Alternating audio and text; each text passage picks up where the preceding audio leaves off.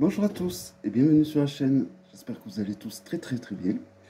Donc dans cette vidéo, je vais vous présenter un tarot auto-édité pour lequel j'ai eu un coup de cœur. Alors on va voir si ça se confirme pendant que je vous le présente. Alors il me tardait de vous le présenter pour vite l'utiliser. Donc j'ai pas touché l'ordre des arcanes, on va voir dans quel l'ordre il arrive. Donc il s'agit du Zeke Tarot, ou Zeke Tarot. Voilà, donc il arrive dans une boîte rose pétard. Voilà. Une boîte solide, en dur. Il y a un code barre, ce qui est rare pour les tarots auto-édités. Il est arrivé très rapidement, une semaine. Alors je l'ai commandé en Pologne, je crois, mais je ne suis pas sur un magasin. Ça s'appelle Tarot, je sais plus, Tarot GB, je crois. Et j'avais oublié qu'il livrait aussi rapidement. Donc c'est un peu dur à ouvrir, comme il n'y a pas les encoches. Mais bon, je l'ai déjà ouvert 2 fois, je vois que ça s'ouvre plus facilement. Donc à force, voilà l'intérieur. Donc c'est blanc, ça va très bien avec ce rose. J'ai aimé ce tarot parce que je trouve justement qu'il apporte un peu de douceur dans les jeux, des fois, que je peux avoir qui sont un peu trash. Donc, il arrive comme ceci, vous voyez. Donc on a le petit ruban qui va bien. Mais alors moi j'ai eu un petit problème. Alors je pense que c'est à cause de la chaleur. Il y a ça qui se décolle. Bon. Alors je pense que je ne vais pas le laisser. Alors vous voyez, on voit la colle là. Parce que sinon j'ai peur que les arcanes filent dessous et restent coincés. Donc je préfère l'enlever. Et voilà, donc ça je ne vais pas le garder. Le Gaybook. Alors je regarde si j'ai un autre jeu, parce qu'il va bien avec un jeu en particulier que j'ai juste là. Je vais l'attraper, je vous le présenterai à la peine. Hop. Alors le Gaybook est tout en couleur, comme le jeu, comme la boîte, tout rose. Je n'avais pas vraiment des jeux sur ces tons de couleurs encore.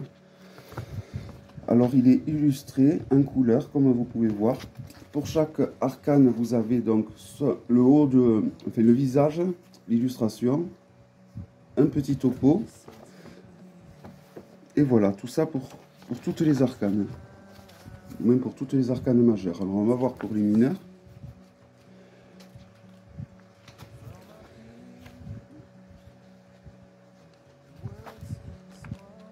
Alors pour les mineurs, c'est beaucoup plus succinct.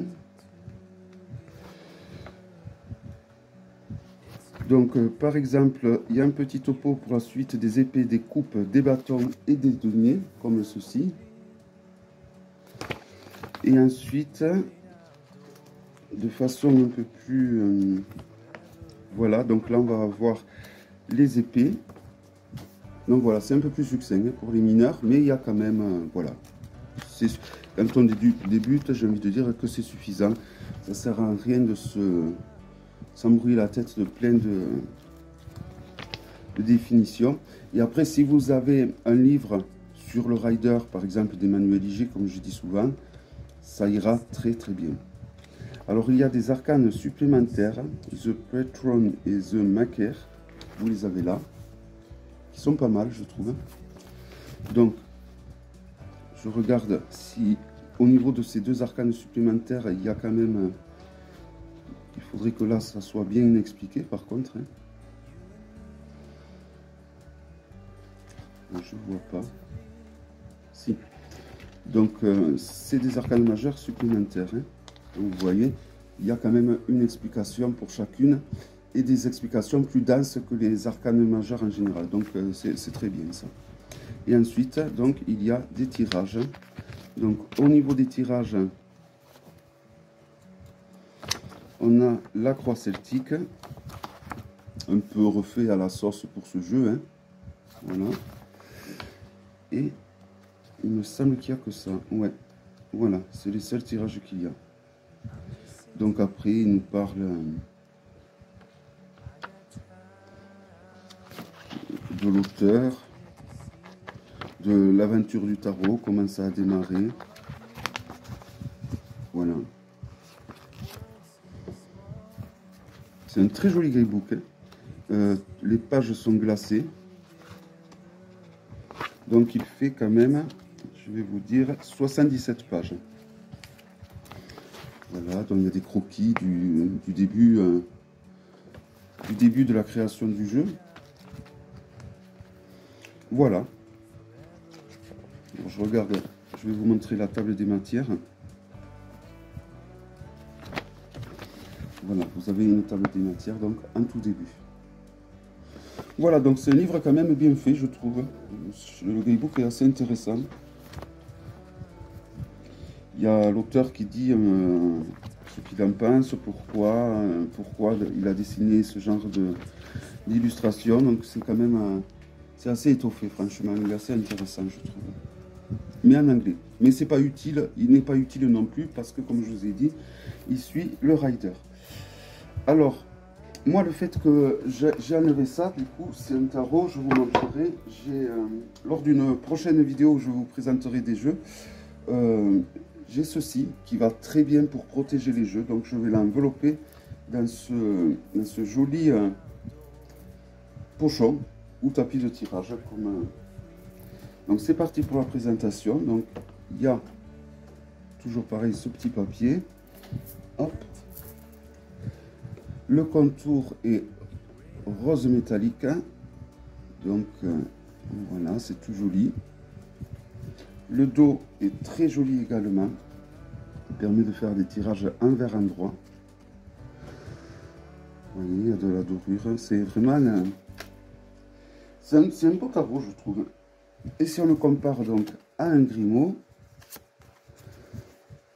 les cartes sont un petit peu plus larges et la hauteur est identique. L'épaisseur, elle est bonne. Voilà, elle est bonne. C'est une bonne épaisseur. Elles sont correctes. Ça chante. Voilà.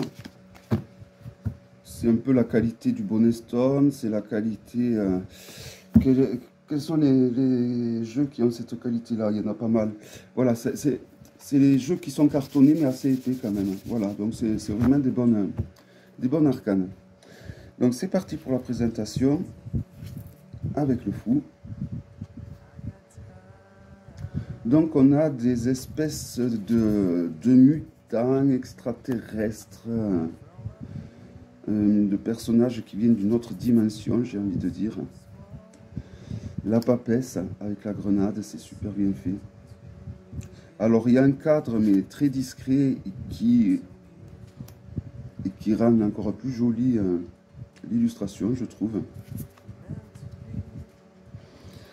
L'empereur.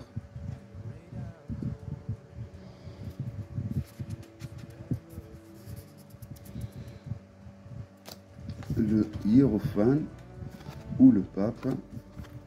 Donc vous avez le titre en bas et le numéro en haut. Les amoureux.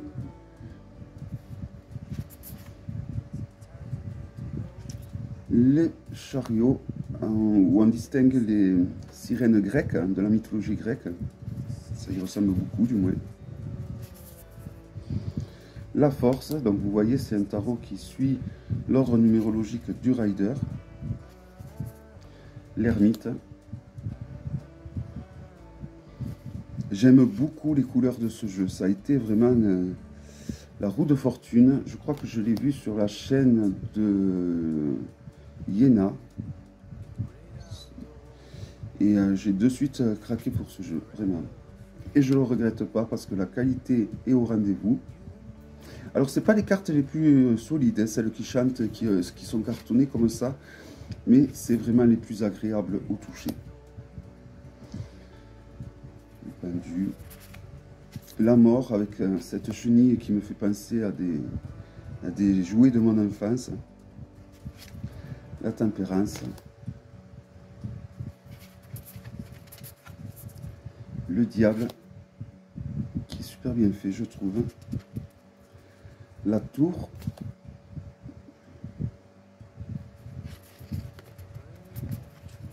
L'étoile.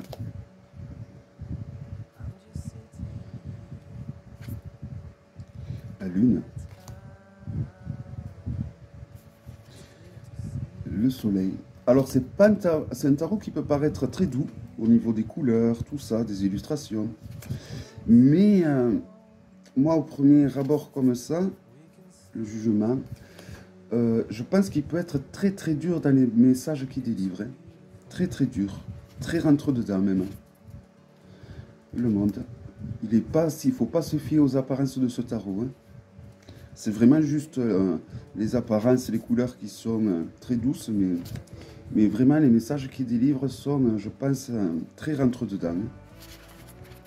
Je pense pas qu'il fait dans la dentelle. Alors les arcanes mineurs sont, on va dire, semi-illustrés. Donc c'est des pips. Moi j'aime bien. J'aime beaucoup quand c'est comme ça. Je préfère qu'illustrer même. Je trouve que l'intuition travaille davantage. Alors évidemment ce n'est que mon avis.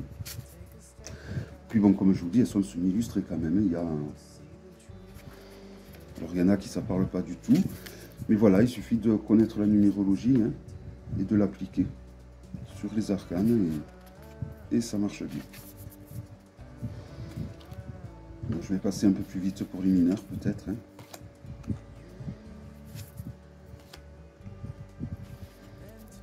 Le 9 et le 10.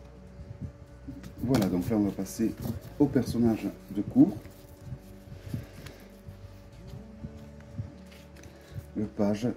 Les personnages de cours sont particulièrement réussis, je trouve. Hein. Ils sont super bien faits. Cavalier. La reine. Et le roi. Ils ont tous des têtes qui se fendent en deux. J'aime vraiment beaucoup ce tarot. Je suis étonné qu'il me plaise autant, mais franchement, je crois que le coup de cœur est en train de se confirmer. Alors là, on passe aux épées. Donc là, je viens de vous montrer les bâtons. Hein. Donc l'as, avec la main de Dieu. Le 2. Le 3. Alors je trouve que les épées sont un petit peu plus illustrées, un peu plus symboliques que les bâtons. Mais au final, si on réfléchit bien, même dans un rider lambda, les bâtons, c'est pas la série la plus dynamique au niveau illustration, j'ai envie de dire. Hein. C'est pas la plus... voilà, c'est pas là où il y a le plus d'illustrations sur les bâtons en général. Donc, et le 10, des épées. Les personnages de cours avec le page. Le page, le cavalier. La reine. Et le roi. C'est vraiment, j'adore ce jeu, je le trouve vraiment magnifique. C'est vraiment un gros coup de cœur, je crois, en fait. Hein. Les deniers avec le 2. Le l'as, excusez-moi, le 2. Le 3. Et donc, je confirme ce que je dis. Donc, je trouve que les mineurs sont quand même semi-illustrés, sont assez symboliques. Et c'est vrai que la série des bâtons est peut-être c'est la série des arcanes mineurs les moins illustrés. Ce jeu me fait beaucoup penser au dernier tarot de Verse, le tout dernier qu'a fait l'Oscar Abeo, qui est semi-illustré comme ça au niveau des arcanes mineurs. Et le 10. Les personnages de cours, donc avec le page, le cavalier, la reine, le roi, et on va passer donc à la dernière série des arcanes mineurs, donc les coupes. L'as de coupe, le 2 de coupe, donc vous voyez, elles sont quand même, on va dire qu'elles sont toutes les arcanes mineurs sont quand même semi-illustrées. Bon, et c'est vrai qu'à part la série des bâtons, je ne sais pas pourquoi, ils les ont moins illustrés que les autres. Hein. C'est comme ça.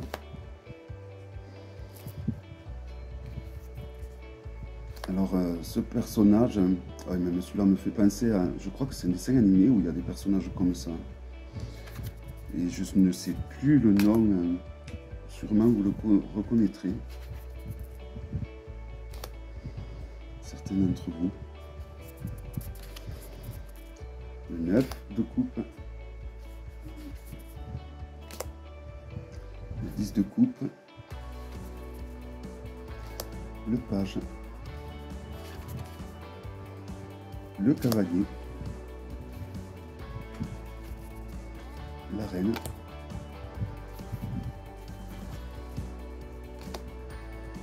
Le roi. Donc le roi, on a souvent des têtes d'animaux. Et enfin, donc, les deux dernières arcanes majeures supplémentaires. Donc on a The Maker, The Patron, qui sont assez parlantes, je trouve. Hein. Voilà. Donc au dos, on a donc un genre de scarabée. Voilà, donc moi vraiment c'est un...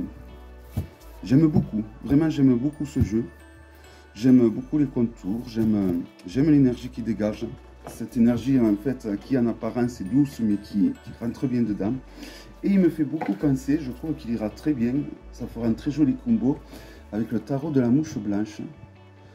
Que je n'utilisais pas tant que ça parce que justement je savais jamais trop avec quel jeu l'utiliser. Et bien voilà, c'est chose faite, je saurai avec quel jeu l'utiliser.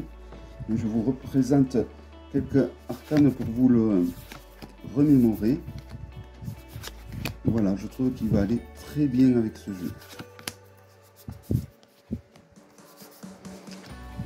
trouve qu'ils vont très bien ensemble. Et d'ailleurs, c'est le même genre de carton.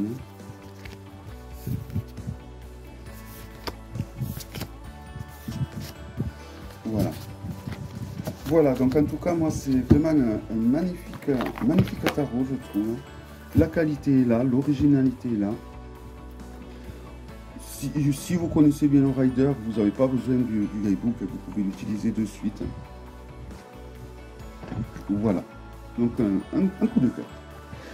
J'espère que cette vidéo vous aura plu. Donc il s'agissait du Zeke Arcana Tarot. Je vous souhaite à tous une belle journée, une belle soirée et je vous donne rendez-vous à très bientôt. Bye bye.